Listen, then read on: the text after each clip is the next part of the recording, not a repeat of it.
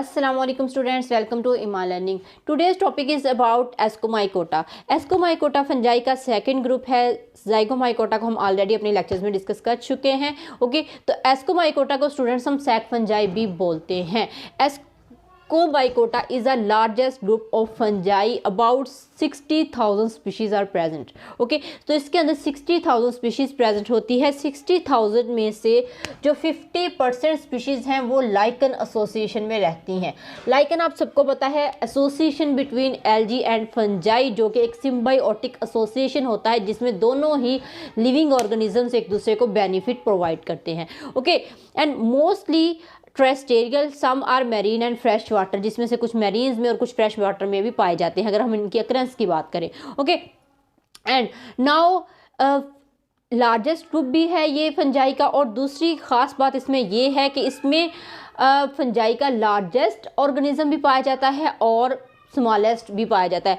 Smallest के अंदर unicellular fungi आती है जो कि यीस्ट है. ठीक है, तो सबसे स्मॉलेस्ट फंजाई है. क्यों स्मॉलेस्ट है आप सबको पता है, because yeast is a single cell fungi. Okay, इसमें सिर्फ सिंगल सेल होता है जो माइक्रोस्कोपिक इसकी बॉडी होती है. And largest fungi is a cup fungi, for example moral, जिसको आज हम डिस्कस भी करेंगे अपने लेक्चर्स के अंदर. ओके, सो जो कप फंजाई है या फिर मोरल्स हैं, ये इसकी लार्जेस्ट फंजाई के नाम से जानी जाती है. ओके, अगर हम बात करें इसके हाइफी की या इसके माइसीलियम की, इसका स्ट्रक्चर्स कैसे होता है स्टूडेंट्स, तो आप यहाँ पे देख रहे हैं डायग्राम के अंदर आपको ये सेप्टेट हाइफी नज़र आ रहे हैं. ओके, हाइफी ही आपको पता है मिलके क्या बनाते हैं, माइसीलियम बनाते हैं. तो इसके जो हाइफी होते हैं वो क्या होते हैं, सेप्टेट होते हैं, यानी कि सेप्टा इसमें प्रेजेंट होता है और हर सेप्टा अपने आप में एक न्यूक्लियस रखता है. ठीक है, ऐसे नज़र आता है जैसे एक सेल से मिलके बनने वाला ये नेटवर्क होता है. ओके, अगर हम देखें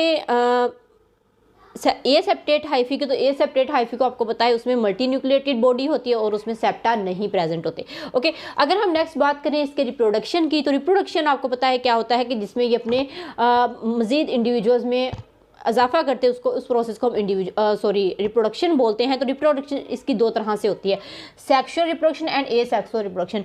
सेक्सुअल की अगर हम बात करें तो इसमें प्लाज्मोगैमी एंड कैरियोगैमी होती है. प्लाज्मोगैमी एंड कैरियोगैमी को भी हम डिस्कस कर चुके हैं, दोबारा से आपको बता देती हूँ. प्लाज्मोगैमी हम बोलते हैं जब फ्यूजन ऑफ साइटोप्लाज्म होता है उसको हम प्लाज्मोगैमी बोलते हैं, और karyogamy is a fusion of nucleus is called karyogamy. Okay, अब इसमें एक स्टेज आती है जिसको हम कहते हैं डाइकैरियोटिक हाइफी प्रोड्यूस. ये डाइकैरियोटिक फेज इसमें लंबे अरसे तक चलता है, जो कि अभी हम डायग्राम में डिस्कस करेंगे. ओके, एंड ए सेक्सुअल की अगर हम बात करें, आपको पता है ए सेक्सुअल हम बात कर रहे हैं इस फंजाई में, तो ए सेक्सुअल में दो तरीकों से होती है. एक बडिंग अगर हम बात करें तो यीस्ट के अंदर होती है. ठीक है, आपको पता है आपने यीस्ट के अंदर प्रीवियस लेक्चर्स में पढ़ा भी है कि ये बडिंग करता है और फिर रिप्रोड्यूस करता है. ओके, दूसरा स्पोर फॉर्मेशन. इसमें जो स्पोर फॉर्मेशन होती है स्टूडेंट्स वो कोनिडिया के ज़रिए से होती है. ठीक है, इसके अंदर कोनिडिया प्रोड्यूस होते हैं और फिर ये नेक्स्ट जो बॉडी है उसको प्रोड्यूस करती है. ओके, सो आप डायग्रामेटिकली हम देख लेते हैं कि डायग्रामेटिकली किस तरह से इसकी जो रिप्रोडक्शन है वो चलती है. तो डायग्राम में अगर हम देखें स्टूडेंट्स, तो मैं यहाँ से कोई एक पॉइंट उठा लेती हूँ जहाँ से हम लेके इसको चलते हैं. ओके, तो हम यहाँ से देखते हैं. ठीक है, अगर हम यहाँ पे देखें स्टूडेंट्स तो क्या होता है, फॉर एग्जांपल ये 2 टाइप्स की फंजाई है. आप इसको चेंज नेम भी दे सकते हैं, आप इसको प्लस और माइनस में भी रख सकते हैं, क्योंकि इसके अंदर कोई स्पेशल सेक्सुअल ऑर्गन प्रेजेंट नहीं होते. ओके, सो यहाँ पे हमने नाम दिया है इसको एस्कोगोनियम का और दूसरे को हमने नाम दिया है एंथ्रीडियम का. ओके, अब ये दोनों हाइफी क्या करेंगे, आपस में यहाँ पे फ्यूज़ कर जाएंगे. ओके, अब प्रीवियस लेक्चर्स के अंदर हमने एक को माइनस का नाम दिया था, एक को प्लस का नाम दिया था. इस तरह भी आप अगर डायग्राम बनाएंगे तो वो भी आपकी ठीक होगी, और अगर आप इसको एस्कोगोनियम या एंथ्रीडियम नाम देंगे तब भी ये सही रहेगा. ओके, अब फॉर एग्जांपल ये दो हाइफी आपस में करीब आए और इनके बाद क्या हुआ कि अब कुछ तो करीब आएंगे तो ये स्ट्रक्चर्स बनेगा, लेकिन कुछ में क्या होगा कि इनमें अगर सिंगल बॉडी है कोई भी तो वो क्या करेगा, अपने अंदर कोनिडियोफोर प्रोड्यूस करेगा, जो स्पेशल स्ट्रक्चर होता है इसका. ठीक है, थोड़ा सा चेंज होता है, तो इसके अंदर चेन में स्पोर्स प्रेजेंट होती है, आपस में जुड़े हुए होते हैं, जिसको हम बोलते हैं कोनिडिया. ओके, तो इस तरह के अगर स्पोर प्रोड्यूस करेगा तो ये कोनिडिया बना लेगा, और कोनिडिया फिर स्पोर्स की सूरत में क्या होंगे, हवा के अंदर, विंड के अंदर वो फैल जाएंगे और फिर वो किसी सूटेबल प्लेस पे गिरेंगे, देन ये दोबारा से जर्मिनेट कर जाएगा. ओके, तो ये तो हो गया इसका ए सेक्सुअल रिप्रोडक्शन. ठीक है, तो ऊपर की जो डायग्राम है वो रिप्रेजेंट कर रही है ए सेक्सुअल रिप्रोडक्शन ऑफ फंजाई को. ओके, एंड नाउ हम मूव होते हैं सेक्सुअल रिप्रोडक्शन कैसे होती है इनके अंदर। तो फॉर एग्जांपल यहाँ पे प्लस माइनस या फिर एस्कोगोनियम और एंथ्रेडियम जो है वो क्या करेंगे, आपस में फ्यूज़ करेंगे। फ्यूज़ करने के बाद ये क्या करेंगे, इस तरह की एक कप शेप फंजाई बनाएंगे, ठीक है। तो इसके स्ट्रक्चर से ही इसको नाम दिया गया है कप फंजाई का। ओके, इसको हम कप फंजाई भी बोलते हैं, ठीक है। यहाँ पे मैंने आपको बताया था कप फंजाई प्लस मोरल्स इसके अंदर पाए जाते हैं, तो इसको आप क्या बोलते हो, कप फंजाई भी बोलते हैं, क्योंकि ये अपनी रिप्रोडक्शन के दौरान एक स्पेशलाइज जो स्ट्रक्चर है वो प्रोड्यूस करती है जो कप की तरह का नजर आता है, तो इसको हम इस वजह से क्या बोलते हैं, कप फंजाई भी बोलते हैं। सो अब यहाँ पे क्या होगा स्टूडेंट्स कि जब ये दोनों हाइफी आपस में क्लोज टू ईच अदर आएंगे तो ये क्या करेंगे, इनके न्यूक्लियस जो हैं वो एक जगह पे इकट्ठे हो जाएंगे, लाइक इस तरह से, ठीक है। ये दोनों हाइफी के क्या हो गए, न्यूक्लियस एक जगह पे आ गए। अब ये क्या बन गई, डाइकैरियोटिक। जैसे यहाँ पे मैंने आपको बताया कि इसके अंदर एक फेज पाया जाता है जिसको हम डाइकैरियोटिक बोलते हैं। डाई का mean two and karyotic mean nucleus. तो ऐसा सेल जिसके अंदर दो न्यूक्लियस प्रेजेंट होते हैं उसको हम क्या बोलते हैं, डाइकैरियोटिक सेल। ओके, तो अब यहाँ पे क्या होगा, ये ग्रो करेगा, ग्रो करके इस तरह की फॉर्म जो है वो ले आएगा। ओके, तो यहाँ पे क्या होगा कि हर सेल के अंदर या हर सेप्टा के अंदर दो न्यूक्लियस पाए जाएंगे, क्योंकि यहाँ पे देखें न्यूक्लियस साइटोप्लाज्म तो फ्यूज हो गया है। ये देखें आप यहाँ पे क्या हुई है, अगर फ्यूजन ऑफ साइटोप्लाज्म हो तो इसको हम क्या बोलते हैं, प्लाज्मोगैमी। ओके, तो यहाँ पे आपको प्लाज्मोगैमी तो नजर आ गई है, लेकिन न्यूक्लियस यहाँ पे फ्यूज नहीं हुए अभी तक। न्यूक्लियस इकट्ठे रह रही है, थोड़ा लंबा स्टेज चलता है इनका, ठीक है। लेकिन इन्होंने जो फंजाई है उसने ग्रो करना शुरू कर दिया, यानी कि माइसीलियम यहाँ पे बनने शुरू हो गए। ओके, तो माइसीलियम के जो सेल होंगे उनके अंदर जो न्यूक्लियस होंगे वो कितने होंगे, डबल होंगे, क्योंकि यहाँ पे 2 न्यूक्लियस एक ही जगह इकट्ठे हो गए हैं।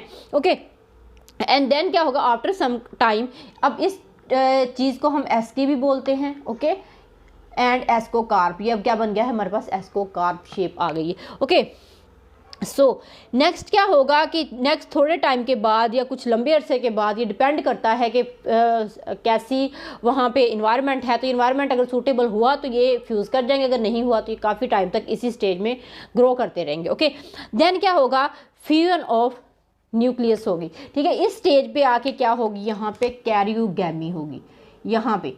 Okay, karyogamy. कैरियोगैमी का मतलब क्या होता है, fusion of nucleus is called karyogamy. And जब न्यूक्लियस आपस में फ्यूज कर जाएंगे क्या बनेगा, जाइगोट बनेगा, जो कि 2n होगा, क्योंकि न्यूक्लियस क्या थे, 1n थे। 1n प्लस 1n क्या हो गया, 2n हो गया। ओके, एंड देन क्या होगा, इनके अंदर मियोसिस होगी। अब आपको पता है कि जो फंजाई है उसकी बॉडी ज़्यादातर जो है वो 1n की सूरत में या फिर हैप्लॉइड रहती है। ओके, तो जब जाइगोट बनेगा तो फौरन ही यहाँ पे क्या हो जाएगी, मियोसिस हो जाएगी, और मियोसिस से 4 हैप्लॉइड न्यूक्लियस इसके अंदर बन जाएंगे। अब यहाँ पे देन क्या होगा कि इनकी एक और स्पेशलिटी है जिसके अंदर एस्कोकार्प बनता है। यहाँ पे इन 4 इंडिविजुअल के अंदर क्या होगी, माइटोसिस होगी। अब जब सेल के अंदर माइटोसिस होती है तो 1 से 2 सेल बनते हैं। अब यहाँ पे क्या है, 4 हैं, तो 4 को आप जब 2 से मल्टीप्लाई करते हो तो क्या बन जाएगी, ये 8 जो है वो इस तरह के स्ट्रक्चर्स बन जाएंगे, न्यूक्लियस टाइप। ओके, तो यहाँ पे क्या बन गया है, एस्कोस्पोर्स बन गया है, ठीक है। ये हमारे पास एस्कोस्पोर है। एस्को इसको इसलिए कहते हैं क्योंकि इसके अंदर एक खास थैलीनुमा स्ट्रक्चर्स होता है जिसको हम एस्काई बोलते हैं, और फिर इस थैली के अंदर क्या होता है, एस्कोस्पोर्स होते हैं। ओके, एंड अब यहाँ पे इसको एस्कोकार्प भी इसलिए बोलते हैं। अब ये सारा जो स्ट्रक्चर है यहाँ पे जितनी भी चेंजिंग आ रही है इसी जगह पे आ रही है। अब मैंने डायग्राम यहाँ पे थोड़ा अलग बनाई है क्योंकि आपको समझ सके। अगर हम इसी जगह पे सारी डायग्राम्स इकट्ठा कर देते तो ये थोड़ा कॉम्प्लिकेटेड स्ट्रक्चर हो जाता। तो कॉम्प्लिकेटेड भी बुक में मेंशन है कि थोड़ा आसान लगा मुझे भी और आपको भी लगेगा, तो इस वजह से मैंने इस डायग्राम को पिक किया है। यहाँ पे समझाना आसान हो जाता है, ओके, बनाना भी और समझाना भी, ठीक है। तो यहाँ पे क्या हो गए, एस्कोस्पोर्स हो गए। अब एस्कोस्पोर्स क्या करेंगे, यहाँ पे एस्कोस्पोर जो है जब ये सेल रप्चर हो जाएंगे तो ये क्या करेंगे, एस्कोस्पोर यहाँ पे हवा के ज़रिए से या किसी एनिमल्स के किसी सोर्स के ज़रिए से ये चले जाएंगे एक जगह से दूसरी जगह पे और फिर सूटेबल प्लेस पे गिरेंगे, देन ये जर्मिनेट कर जाएंगे और फिर यही स्ट्रक्चर दोबारा से हाइफी बन जाएंगे। ओके, तो इस तरह ये इसके अंदर सेक्सुअल रिप्रोडक्शन पाई जाती है। ओके, सो होप सो आप लोगों ने अंडरस्टैंड किया होगा कि किस तरह से इसके अंदर जो है वो रिप्रोडक्शन होती है, सेक्सुअल एंड एसेक्सुअल रिप्रोडक्शन। सो ये था आज का हमारा लेक्चर जो था एस्कोमाइकोटा के बारे में। इंशाल्लाह नेक्स्ट मिलेंगे हम नेक्स्ट लेक्चर के साथ, तब तक के लिए अल्लाह हाफिज़।